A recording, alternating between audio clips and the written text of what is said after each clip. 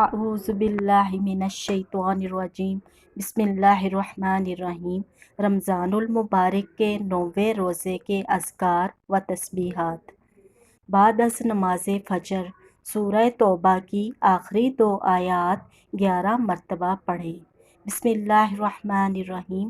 لقد جاءکم رسول من انفسکم عزیز علیہ ما عنتم حریص علیکم بالمؤمنین رؤوف رحیم۔ فإن تولوا فقل حسبی اللہ لا الہ الا هو علیہ توکلت وہو رب العرش العظیم۔ بعد از نماز ظہر اول رکوع سورہ بقرہ 11 مرتبہ پڑھیں۔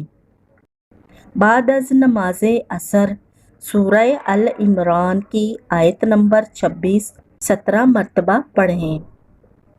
وہ آیت یہ ہے: بسم اللہ الرحمن الرحیم۔ قل اللہم مالک الملک تؤتی الملک من تشاء وتنزع الملک ممن تشاء وتعز من تشاء وتذل من تشاء بیدک الخیر انک علی کل شیء قدیر۔ بعد از نماز مغرب سورہ بقرہ کی آخری 2 آیات 11 مرتبہ پڑھیں۔ صلاۃ الحاجت۔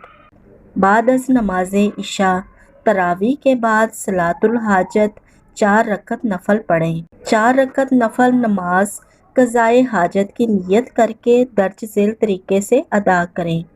پہلی رکعت میں سورہ فاتحہ اور سورہ اخلاص کے بعد 100 مرتبہ آیت کریمہ پڑھیں: لا الہ الا انت سبحانک انی کنت من الظالمین۔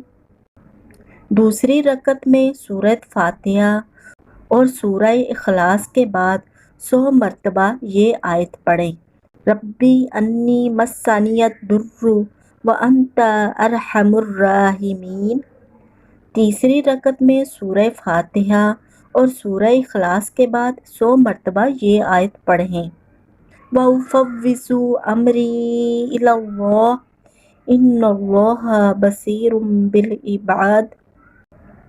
چوتھی رکعت میں سورہ فاتحہ اور سورہ اخلاص کے بعد 100 مرتبہ یہ آیت پڑھیں: حسبنا اللہ ونعم الوکیل نعم المولا ونعم النصیر۔ نماز قضائے حاجت کے بعد عاجزی کے ساتھ 100 مرتبہ درود پاک پڑھیں اور اس کے بعد جو بھی حاجت ہو وہ اللہ رب العزت سے مانگیں، انشاءاللہ تعالی ضرور پوری ہوگی۔ صدق اللہ العلی العظیم۔